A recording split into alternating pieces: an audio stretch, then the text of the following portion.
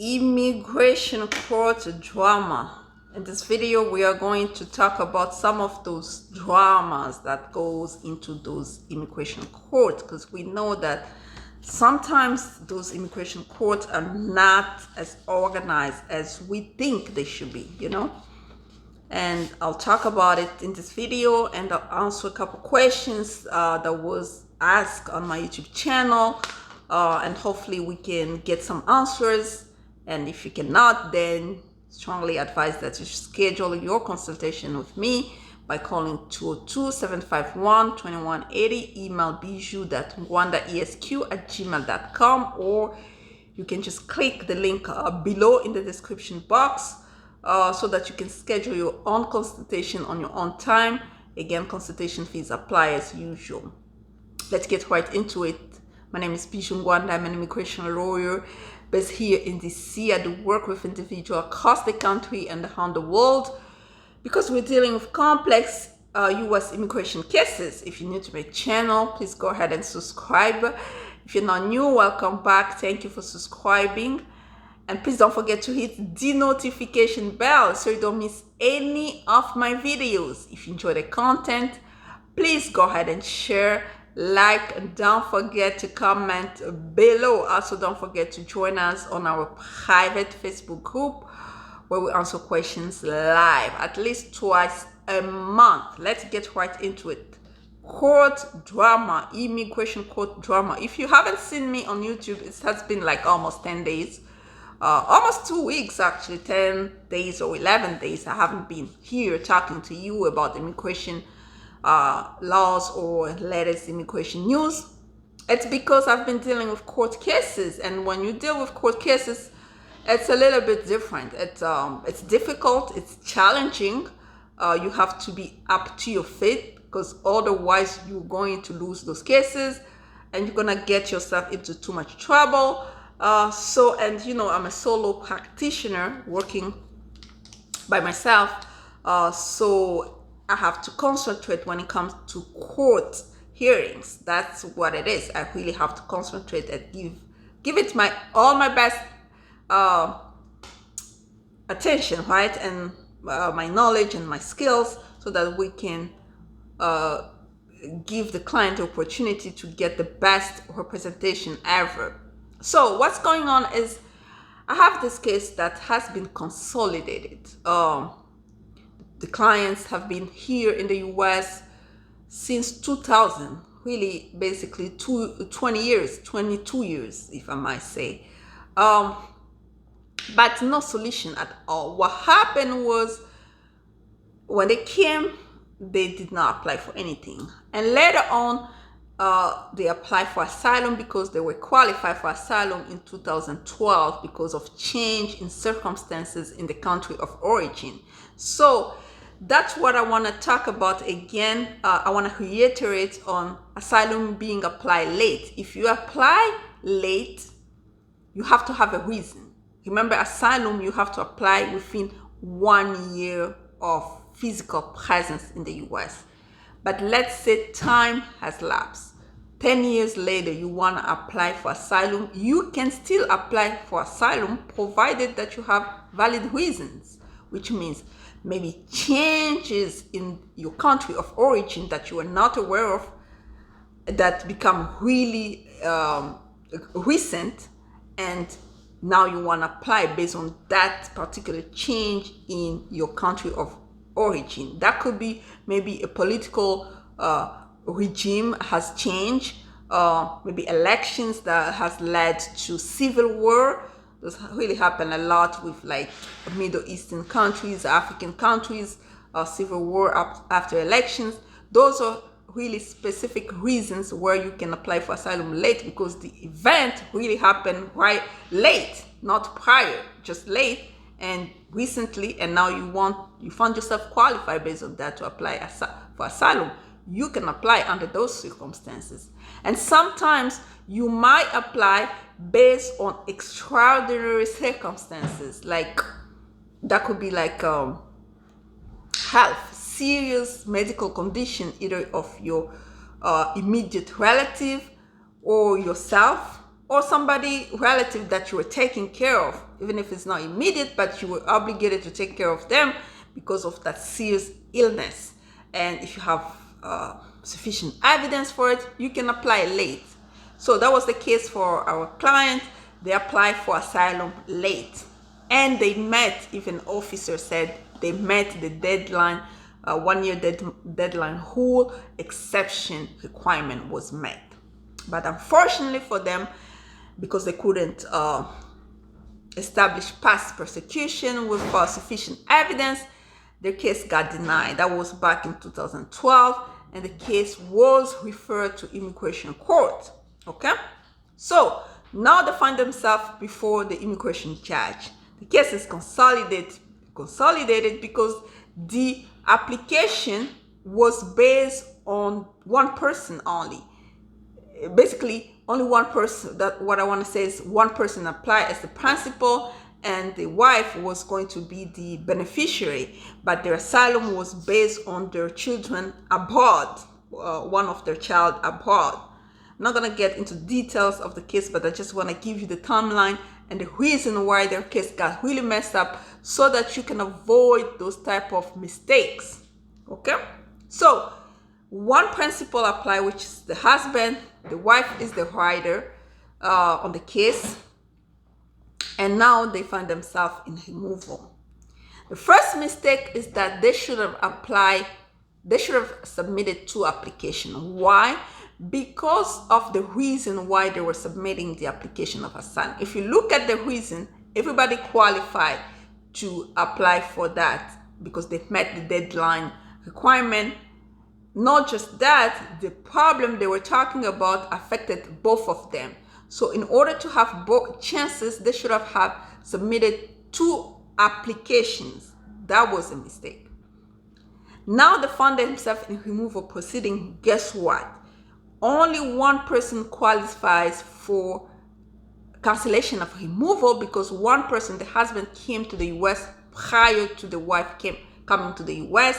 And remember, the 10 years deadline requirement is met only if 10 years prior to receiving the notice to appear. So, but unfortunately for the wife, she missed the deadline by a couple days only.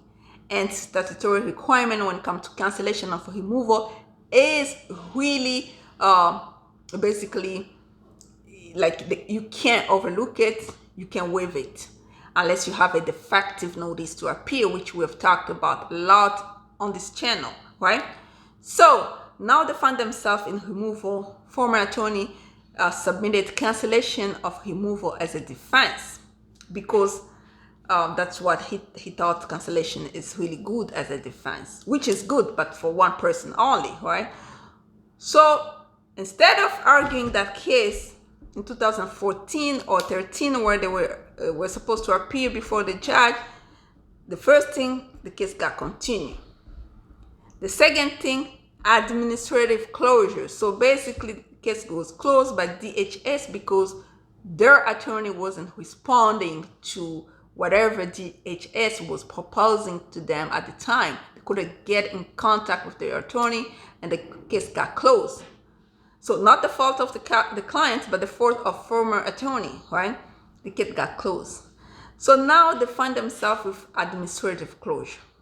Administrative closure is good in a way that if you don't have a solid defense and you have a younger child, if the case is administratively closed, it's good for you because at least you have a work permit, and you keep working until your child turns 21, and later on you go back to the court in order for the court to reopen the case, terminate proceedings after you have an I-130 approved from your child, U.S. child, of course. If the children were born here, then you adjust that. It's going to take you 21 years of waiting period of time, depending on how old the child was at the time you were in removal proceedings, and whether the child was a U.S. citizen or not, right?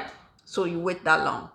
It's good if you don't have a solid defense. In their case, administratively closing the case was not good for them because they had an asylum that they could have defended it on time, because at the time the asylum was filed, the case was strong. Even though they couldn't um, established past persecution, they could have established future persecution because they had sufficient evidence to establish future persecution. They could have established it in court, but they missed their opportunity because the case got closed and nobody told them the reason why it was closed. That's why really I strongly advise that you have fair representation, and you really have to be involved in your representation, because if you don't get involved in it, they'll be lying to you all the time and you will lose your chances. Okay, so now where we are at is they came to me. I look at their case. I told them, okay, we can reopen this case, but guess what? Your asylum case is weak at this moment because the child that you were claiming asylum under is an adult child and left the country where you were fearing persecution from, right? Remember, if you apply for asylum, you're telling them that while you're fearing persecution from your country of origin or the country where you last resided, and if you go there, the government cannot control the action of those who are persecuting you, and so forth, right? But now the child is no longer minor. The child left that country, so the asylum case is weak.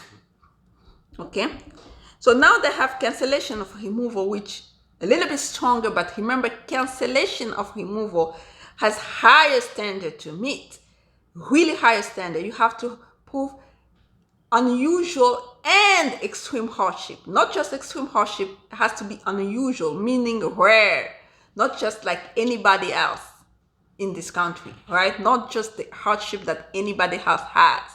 It has to be unusual. But we were able to find some element, some facts in their case where we can prove unusual and extreme hardship, right? So, but this is the dilemma. The dilemma is, if we move forward with cancellation of removal, only one person is qualified. The other person will be removed from the country. We can later on apply for stay of removal and hope that get granted, but she does not have any recourse under the law. And that's really bad because from the beginning, the way they apply was wrong. Not to mention, they could have defended the asylum application, even if it was just one asylum application. At least at the time it was stronger. Then the principal could have gotten asylum. Then the beneficiary was going to get asylum as well. But now time has lapsed. The asylum case is so weak. Now we go into court and we meet another drama. Oh, let me tell you what. We went to court, we got there, and the court did not have any of our brief. Remember, when you want to defend somebody, you submit a brief explaining pretty much that's your defense, stating the law, stating the issue, and explaining and convincing the court. And then when you go there, then they're gonna the witnesses can be the respondent or an expert witness. They're gonna get cross-examined, right? Direct and cross-examined to test the testimony and the defense itself, and then come with a fair decision. We go there, and then the judge is like, "Oh, we did not see your brief," and they wanted to trick us into, not the court, but the opposing counsel wanted to trick out into arguing about asylum, which we were not prepared, because we already knew that the case was weak in terms of asylum. But I didn't understand why she kept insisting on me defending asylum when my brief was about cancellation of removal. Come to find out, she did not have any of my argument, which I uploaded in the system and filed in person. Thank God we had proof, right? We told the judge we have proof. We cannot move forward with this hearing. That's when you stand on your ground. You state the law and the facts.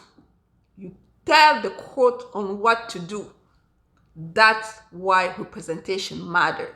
Representation really matters, and it has to be a qualifying attorney to be able to stand and fight for you, not just to take anything that's coming from DHS, because sometimes attorney gets so overwhelmed and they just accept whatever DHS is saying.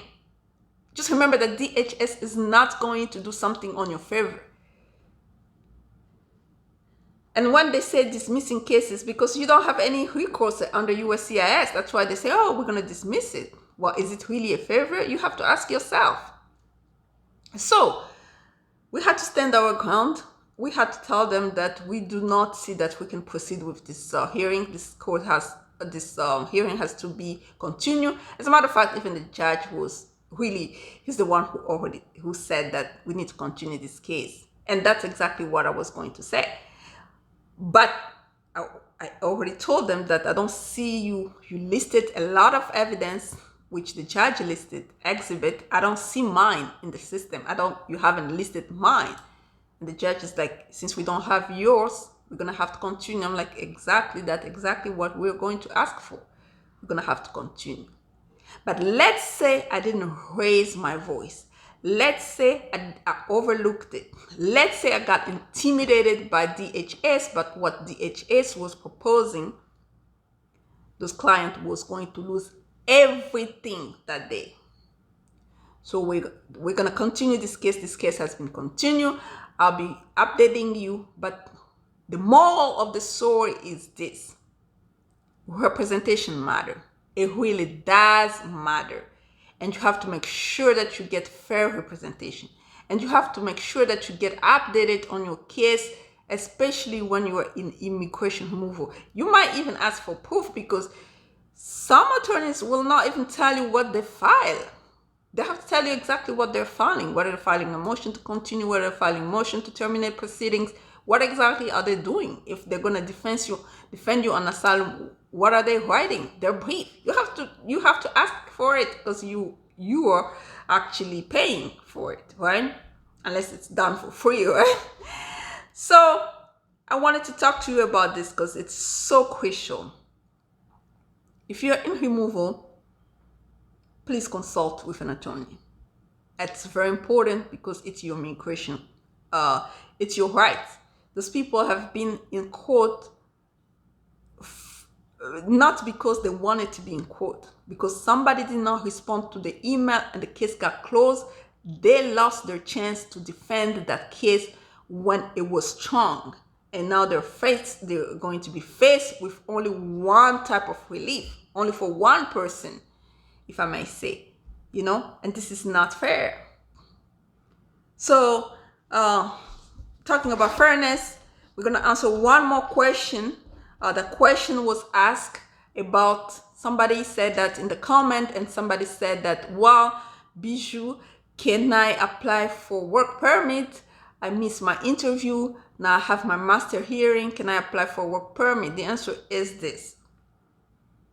What type of interview did you miss? First of all, I'm assuming that you missed the interview of marriage-based. And if you missed the interview of marriage-based type of green card, your case got referred to the court, what type of defense do you have? If you have asylum as a defense, like a defensive asylum, that's a new case. Now you have to wait for the time. I believe now it's 5-1. I guess they went back to the old rule that say 150 days clock time. You wait for that time before you apply for work permit if your defense is defensive asylum. But if you were referred based on asylum, of course you can still apply, because the asylum was already with USCIS. So I guess we're going to be discussing a lot about the immigration court, the drama that goes in. And if you have questions really that needs a consultation, I really strongly encourage you that you schedule a consultation, because on this channel, we're not going to be able to answer all your questions and give you the proper advice if we do not fully assess the case, because we're giving you information, but it doesn't mean that we are going to be able to assess your case if you're just asking random questions. So you are encouraged, okay, to schedule a consultation so that we can help you to the best of our ability. That was a long video, 20. That's like, oh Lord. Yeah, please watch this video until the end. It's really interesting. You might learn a lot from it. Until next time, bye bye.